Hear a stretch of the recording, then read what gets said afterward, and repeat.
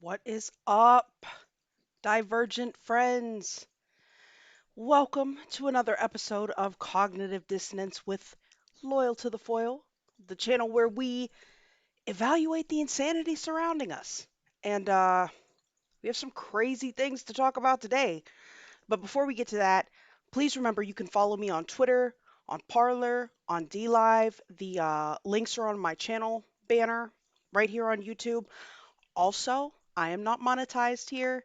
You can donate to support the stream directly at loyaltothefoil.com or on DLive. Uh, a little goes a long way. This takes a lot of work.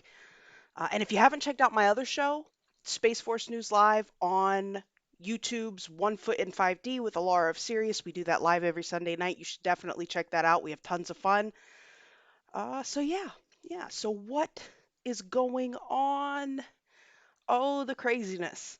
Um, So Trump made his first public remarks today.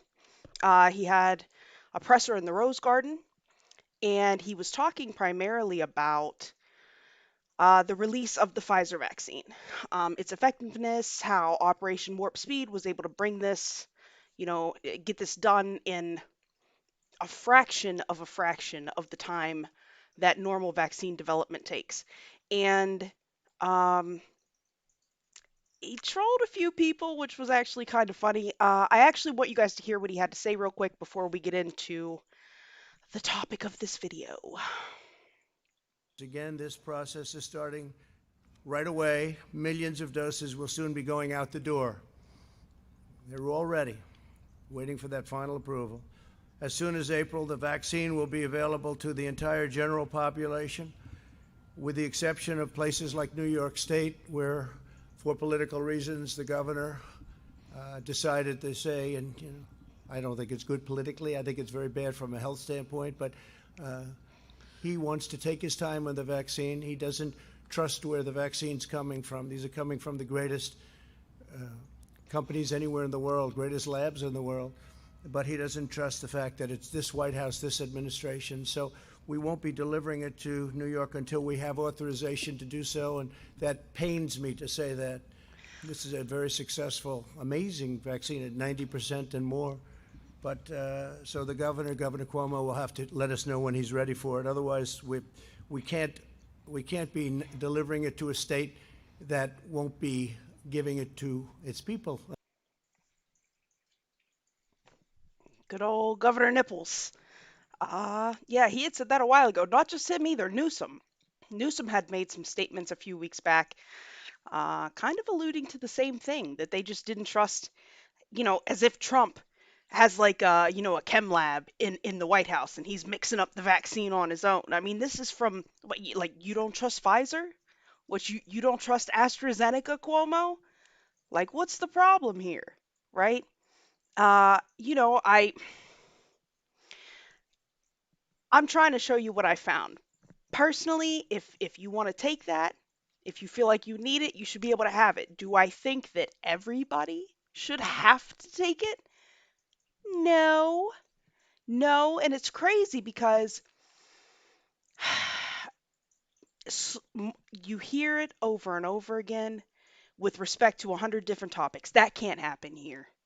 That'll never happen here. This is America. That won't happen here.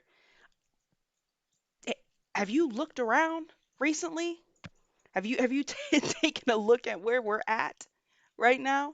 Uh, I think that when we tell ourselves that something can't happen here, we're reinforcing something that's just going to make us complacent. It's just going to make us complacent. And one of my favorite accounts on Twitter is Bards of War. I don't know if you guys, if you're on Twitter, if you follow Bards, he's always got something interesting to say. If you don't follow Bards, you should. But in any case, today, as soon as the briefing went off, he had said, made a comment about today's Rose Garden briefing, um, that this vaccine is central to many plans, many plans. That Operation Warp Speed is a partnership between the military, biomedical industries, and even private organizations. That it's bigger than Prez, right? And you heard what President said. You heard what he said, that they were going to have millions of doses, for one for everybody in America. They were going to get it out there, trying to get it out there as soon as April. Obviously, the higher need populations will be treated first. Um, but you see it all the time. I mean, you see it all the time. Too many people expecting Prez to be the savior, and that's my dude. Like, do not get me wrong, that is my dude, but he is one man. I mean, we are the plan. We, me, you, him, her, we are the plan, right? And it's going to take concerted action and a definitive stance and a willingness to stand up and say no. No, nope. I ain't doing that. Not for me, right? If you guys hear my dog in the background, my apologies. I normally leave him out of here when I'm doing this, but he's been kind of a crybaby today. But in any case, yeah. So I mean, we can't we cannot let this entire movement rest on hopes that lie with one man. This is a we thing, right? This is a you and me thing. Of course we need a good leader. No doubt. But this is a bigger, this is a global issue at that. And you guys know America is like the last bastion, man. Other countries, other countries don't have half of the say or half of the determination of the people in this country. Like, if once, Americans get something in their head, it is very hard to convince them differently. Um, so if you have been following my videos or if you've gone back and watched the other ones, you know that I've referenced several times Archbishop Carlo Vigano. And he has written numerous letters to the president on a variety of topics. Recently, and I'm talking about the letter that was published October 31st. He said some interesting things, and I want to read a little bit of this to you so that you kind of understand where I'm coming from, because I found something today that kind of blew my mind. I mean, not that I didn't expect it, but just whoa. In any case, he says a global plan called the Great Reset is underway. Its architect is a global elite that wants to subdue all of humanity, imposing coercive measures with which to drastically limit individual freedoms and those of entire populations. In several nations, this plan has already been approved and financed. In others, it is still in an early stage. Behind the world leaders who are the accomplices and executors of this infernal project, there are unscrupulous characters who finance the World Economic Forum in Event 201, promoting their agenda. The purpose of the Great Reset is the imposition of a health dictatorship, aiming at the imposition of liberticidal measures hidden behind tempting promises, ensuring a universal income and canceling individual debt. The price of these concessions from the International Monetary Fund will be the renunciation of private property. Uh, yeah, the renunciation of private property, the adherence to a program of vaccination against that 19 and that 21. This is one of those instances where he's talking about that 21, which is something to pay attention to.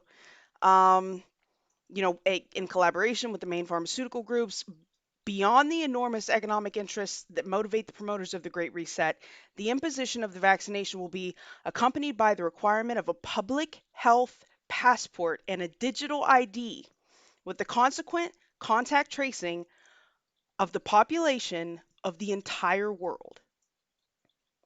Now, this is a man that is high up in the Catholic hierarchy, right? Now, mind you, we talk about the Catholic Church sometimes, or people may have their perceptions, but the Catholic Church is one of the biggest landowners on the planet. They have diplomatic ties with nations. A church that has literal diplomatic relations with nations of the world. I mean, this isn't like a church when you think of like, going to church on Sunday. This is a global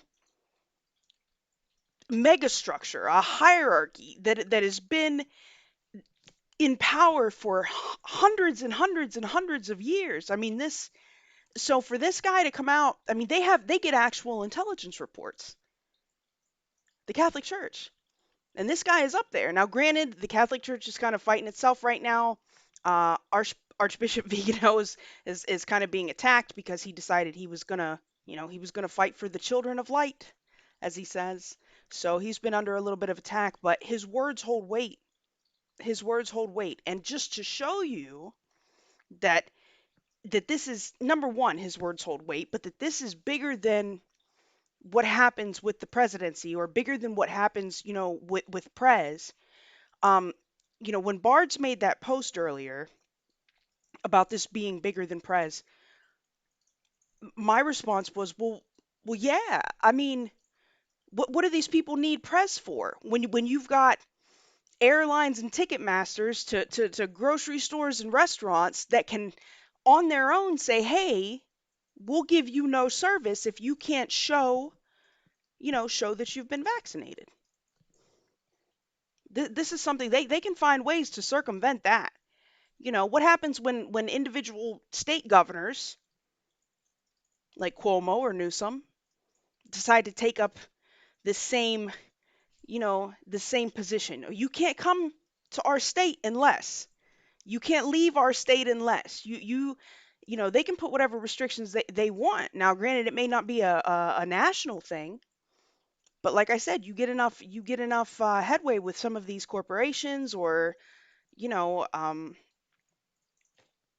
whatever. I mean, they've got the media behind them, and you guys know the power of the media, particularly the power of a unified message being pushed by every single media outlet. Uh, aside from us little folk. One of the things my grandfather tells me all the time, and he's great for like one-liners, but one of the things that he tells me all the time is, uh, if the Germans had Twitter during the war, we'd all be speaking German. And I used to laugh when he would say things like that. And now I think about what he said, and I'm like, oh, snap. He's right, you know. So I was going through my email today, and of course, I don't know if you guys are familiar with the Ticketmaster controversy, where Ticketmaster, now they claim that they claim they haven't made a final decision yet. They're not quite sure, but they think it's a good idea. Um, but that for you to be able to buy tickets to go see live shows, you're going to have a vaccine certificate. You're going to have to prove that you were vaccinated, right? You're going to have to prove that you were vaccinated.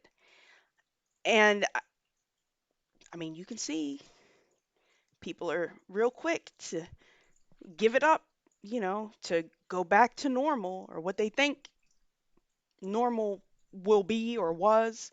It's kind of crazy. And then on top of that, airlines are on board now.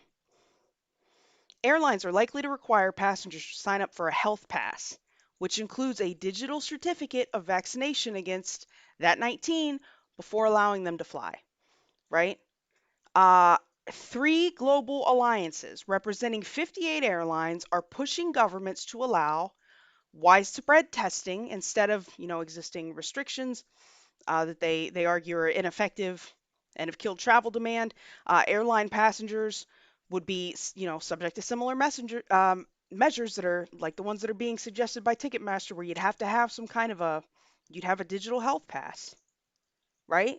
I mean, do you think that our overlords are going to want to have, 20,000 groups each with their own thing, or are they going to streamline that process? Instead of you guys all making your own, uh, you know, proof, let's just have one streamlined thing where somebody can just sign up. You just sign up, you can do it right from your phone, maybe. We'll get you out your digital certificate, or shoot, maybe you get something you can scan in your hand. Who knows? I don't know. We're gonna have to see. We're gonna have to see. It's kind of nuts. So, I mean, don't think there's not a push for this. And I tell you guys all the time, I have absolute hope and faith in the people of this country, even the ones that I think are nuts. Like, I think when push comes to shove, Americans will buckle down and be like, "Oh hell no." But we shouldn't have to get to the point where push comes to shove. Like, we should be pushing back right now. Like, "Oh no. No, no, no." Um, and I've said it before, regardless of what happens ultimately with the outcome of the election, this is bigger than that one office. And yes, he's fighting a phenomenal fight, for individual rights and the maintenance of American ideals, without a doubt. And I have faith that he's got a path to victory here. They've got, court cases lined up, and some successful, legal arguments have already been adjudicated. However, I think, regardless, this isn't going to stop, because this is a global issue, right? They've made it a global issue. So, uh, President not quite elect Biden has unveiled the members of his 19 task force. Okay, and I bring this up because it gets to the heart of the real reason I'm on here at 1:30 a.m. on a Friday night. You guys probably won't see this until tomorrow. I don't even know if I'm going to post it tonight, but in any case, one of the his primary members of this task force is, I mean, not just Rick Bright, who was, you know, relieved of his duties by POTUS, but this Luciana Borio, who's a former FDA official and a biodefense specialist. And I bring this Luciana up because I came across something today while I was working that really kind of spun my head around for a minute. Um, so this is a document that was published in July, mind you, of this year. The public's role in that 19 vaccination, planning recommendations informed by design thinking and the social, behavioral, and communication sciences, right? They are primarily focusing on the behavioral aspects that will affect the willingness of the people to get these vaccines. How can they present this how can they present this vaccine in a way that is not going to terrify the entire populace of the country? And what specific recommendations are they going to give to policymakers and public health officials, as far as implementation of these ideas? And this, mind you, this is something that was, co-signed by Johns Hopkins, right? Respect, respect, right? Johns Hopkins, okay. Notice Texas State Anthropology as well, right? Like I said, they're looking at the anthropological premises here. What are the behavioral? How can we get their behavior to meet our desires? So one of the members of this task force is this Borio person, right? This Luciana Borio, that now vice president of InQtel, but like I said, former FDA official, specializes in biodefense. So I was like, well, what? Let me peruse this a bit and see what kind of craziness they're going to be suggesting here, right? And I'm going to try and not have this take all night. I highlighted some things that I found particularly interesting. But basically, the panel came up with five recommendations. They want to understand and inform public expectations about, vaccine benefits, risks, the supply. They want to earn the public's confidence that the vaccine allocation and availability are even-handed, that it's fairly distributed, right? There can be no, it has to be distributed in a way that people are willing to accept that the process has been fair. They're going to make the vaccine available in safe, familiar, and convenient places. They want to communicate in meaningful, relevant, and personal terms. They want to crowd out that misinformation, people. And they want to establish independent representative bodies to instill public ownership of the vaccination program, right? Public ownership. We're not working on your behalf. We're working with you. We're going to do this together, right? And they get into more detail. Um, I will note that this document, although supposed to be kind of an apolitical thing, claims to be an apolitical thing, on numerous occasions attacks Prez and the way that he's presented, um, the research and the work that's gone into the creation of this vaccine. And something else that it notes that the primary aim of OWS, and that's Operation Warp Speed, the primary aim of Operation Warp Speed is to deliver 300 million doses of a safe, effective vaccine by January 2021. I mean, that's damn near everybody in the country, right? So, just a few notes. Um, Obviously, we've seen the attacks that have been carried out, you know, on the anti-vax movement. Now, I'm not gonna take a position one way or the other here, oh algorithm overlords. But vaccine hesitancy was literally declared a top 10 global health threat by the WHO in 2019. And apparently in the United States, public reluctance to be vaccinated is a growing, is a growing problem as they see it. I find it funny that, vaccine companies, uh, they're not really held liable if something goes awry. Not to mention that vaccines normally take years and years and years of development, and they were literally able to get this, supposedly from scratch onto the table, in what, like a little under a year. Now, granted, they're using some novel technologies here. If you're not familiar with like the plug and play, they call it plug and play vaccine platforms. Look into it, right? It's definitely a different approach. But in any case, among Americans polled, and this was between May 14th and 18th of this year, 49% said that they would accept the vaccine, but 20% said they would absolutely would not. Another 31% were like, eh. But what really interested them is that Black and Hispanic Americans were more likely than white Americans to say that they have no plan on taking the vaccine. So a lot of this document focuses on ways to get minority communities to accept, to get over their inherent distrust of the government. And a lot of this is framed in those terms. These aren't my words. To get over their distrust of the government and be willing to accept, this vaccine. And man, they pushed the issue here. Um, and it's funny because they have a lot of, anti-president sentiment in this document, but every time they want to give an example of how something has gone wrong, they bring up the H1N1 catastrophe, which, you know, Air Biden helped preside over, which I thought was interesting. Um, but they mention again specifically the minority community, just distrust in the government resulting from prior experimentation on Black men and women.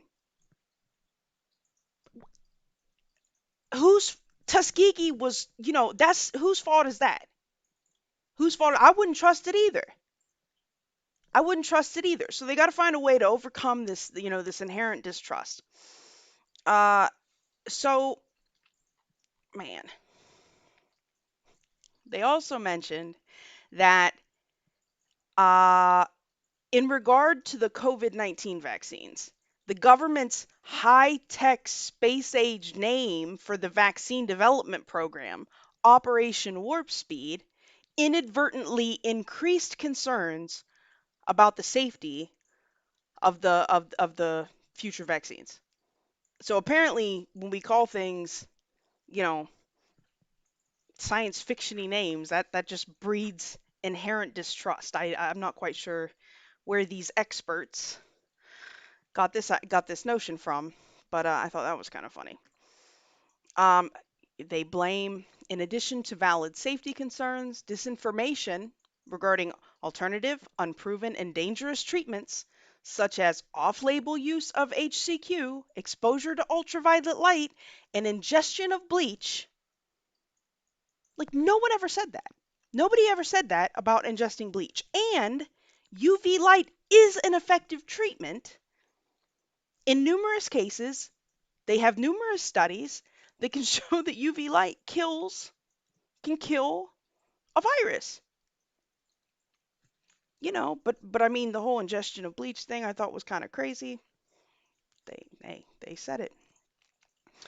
Uh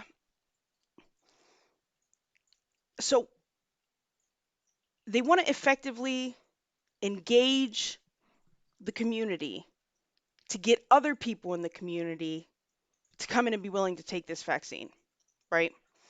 They note, you know, historical harm by clinical malpractice on certain minority communities. Let me find it. Well, one of the other big things that they were concerned about is that depending on how they actually release the vaccine, and they plan on doing this in sort of tiers, that they're going to have, essential workers and those most at risk first. I think they had like a five-tier system. Well, they're really concerned that because of the because of the divisive political climate in America right now, specifically with reference to, racial tension and racial issues, that if they give the vaccine to the minority community too quickly at first, that the minority community will feel like they are being experimented on with a potentially unsafe product. But if they wait to do it till last, then they'll feel like they're being, passed by or overlooked. So they really spend a lot of time going into that. They also spend a lot of time trying to come up with ways to get minorities to come in on their own, ways that they can compel them to take the vaccine. Let me see. The most shocking thing to me was on page 20. And if you follow me on Twitter, you know I tweeted about this. Uh, there it is. Local and state public health agencies should explore collaboration with interagency and non-governmental partners to bundle vaccination with other safety net services. Okay, for example, the WIC nutrition program serves as a key mechanism for connecting low-income pregnant women with nutrition supports and clinical services, and immunization screenings and vaccine promotion are built into the WIC program. Bundling services, food security, rent assistance, and free clinic services that are already being provided to vulnerable populations, bundling that with vaccination may be an effective way of getting normally hesitant minority communities to accept this vaccine. Does anybody else think that sounds super freaking shady? I mean, please leave me something in the comments here, because bundling services, food security, rent assistance, and clinical services, you bundle that together with vaccination, that'll get everybody to agree. That sounds horrible to me. I mean, the fact they would even write that down sounds horrible to me. Um, they also talk at great length about getting non-traditional community voices to speak on behalf of larger government agencies, to do kind of a community outreach program, and like I said, work with the population as opposed uh, to, on behalf of. Nobody wants, it's got to be a unity thing. And they mention getting a lot of high profile people to come out in support of this. Uh, you know, I'm going to put a link to this document in the description below. But that whole bundling of services thing, and I mean they spend a good, like, 30 pages going into different ways, like, domestically, that 19 communication has lacked a unified message across trusted sources, adding to an already fractured public perception of the pandemic and solutions. Identifying a network of trusted spokespeople will be essential. You know, diverse media channels. They want you know multiple trusted messengers. Um, they speak a lot about misinformation, how they're gonna counter misinformation, and they're telling their people. And this was written in July. Plant the seeds early. Plant the seeds early. Uh, you know, Other proposed interventions include inoculating vulnerable audiences with messages that effectively counter a misinformed argument before the argument is sent. So hurry up and get your, you know, get your get your propaganda out there real quick. And it's crazy because the only messages that they accept as valid are the ones that they produce. I mean, you know, as I said, I'm not going to take a position either way here. Um, But with respect to the people that argue against vaccines, the fact that they push the issue that anything that they say must be moot, that there can't possibly be any validity there. These are all tinfoil hat people and they're crazy. I mean, that's the message they push. It, if you're on the other side and you want to get as many people to agree as possible, it might be a good idea not to call out such a large group of people in the first place. Maybe quit telling people they're crazy and try to have a conversation. Again, as I said, if if you want to take it, you should be able to take it. If you want to wear a mask, you should wear the mask. My issue is with mandates. My issue is with mandates. And I keep telling you guys, I don't think this is an issue. I don't think that this is an issue that's just going to go away. I don't think it's something that's gonna just die out depending on who ends up in the White House. I really don't. And I'm gonna continue to follow this for you, but just there were a lot of things in here that I thought were crazy. But that bundling of services thing just really spun my head. I mean, and then they're talking about implementing these programs in non-traditional places, right? They want it to be places where people feel safe, right? Anticipate hesitancy among marginalized populations who may be fearful or wary of seeking vaccination at sites that have historically caused mistrust. You know, uh, it may require thinking outside the box and using novel sites. Churches, schools, culturally specific community centers, senior centers, mobile clinics. These non traditional settings are also going to require the public health workers that are tasked with carrying out these vaccinations to be culturally competent, right? Got to be culturally competent, depending on who you're dealing with. This was super interesting, considering the recent defund the police movement. Vaccination sites should not be heavily policed or send any signals that the site may be unsafe for Black or other minority communities. Additionally, other services should be provided at these sites that may be urgently needed.